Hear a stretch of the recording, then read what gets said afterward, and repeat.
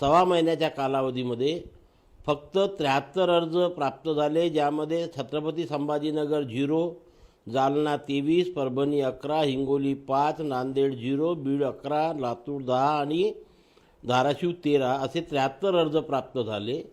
आणि या प्राप्त 73 अर्जापैकी फक्त 27 लोकांचे अर्ज मान्य करण्यात आलेले आहे. बाकीच्या लोकांचे अंडर प्रोसेस आहे, नाकारले असं म्हणत नाही, कारण तसा शब्दप्रयोग याच्यामध्ये नाही आहे. बर, आतापर्यंत ज्या प्रकारे प्रचार केला गेला, प्रसार केला गेला की दररोज 1 लाख प्रमाणपत्राचं वाटप होणार, तहसीलदारांना तशा प्रकारचे आदेश देण्यात आलेले आहे आणि आता पूर्ण ओबीसी आरक्षण संपलेलं आहे, पूर्ण ओबीसी संपलेला आहे, अशा प्रकारचं जे एक समाजामध्ये भीती निर्माण करण्याचं काम केलं होतं. तर आज जे आकडेवारी ही मराठवाडा विभागातली मला प्राप्त झाली, अधिकृत माहिती मी म्हणतो, याच्यावर कोणाला चॅलेंज करायचं असेल तर ते करू शकतात.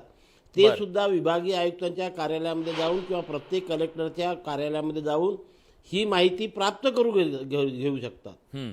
आणि त्याच्यामुळे या माहितीच्या आधारे मी आतापर्यंत मला जी माहिती मिळाली त्या माहितीच्या आधारे मी हे सांगतो की हे जे 73 लोकांनी अर्ज केले हे सुद्धा तेच त्याच व्यक्ती असाव्या की ज्यांच्याकडे अधिकृत डॉक्युमेंट आहे, ज्याच्या महसुली किंवा शैक्षणिक कागदपत्रावर कुणबी मराठा कुणबी किंवा कुणबी मराठा जातीची नोंद आहे.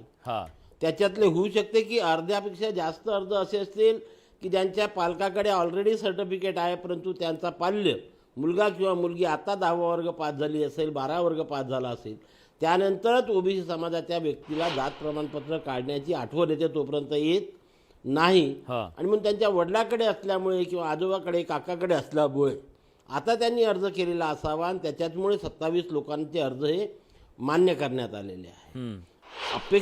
लोकांच्या ज्या अपेक्षा होत्या किंवा लोक याकडे जे पाहत होते किंवा सुरुवातीपासून जो प्रचार होत होता की आता उद्यापासून प्रत्येक SDO ऑफिसला रांगा लागणार आणि ज्यांच्याकडे मराठा सर्टिफिकेट आहे सर्वांना ओबीसी प्रमाणपत्र मिळणार आणि पूर्ण मराठा जातीची लोक हे ओबीसीमध्ये येतील आणि ओबीसीचं आरक्षण संपेल, अशा प्रकारचं चित्र मला मिळालेल्या ह्या अधिकृत माहितीतून कुठेही दिसून येत नाही. ठीक आहे. आणि म्हणून मी सुरुवातीपासून जे म्हणत होतो की ओबीसीच्या आरक्षणाला धक्का लागलेला नाही, त्या मतावर मी आज सुद्धा ठाम आहे.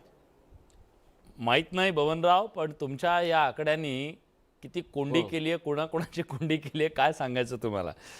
आता म्हणजे ओबीसींची पण केली, मराठ्यांची पण केली.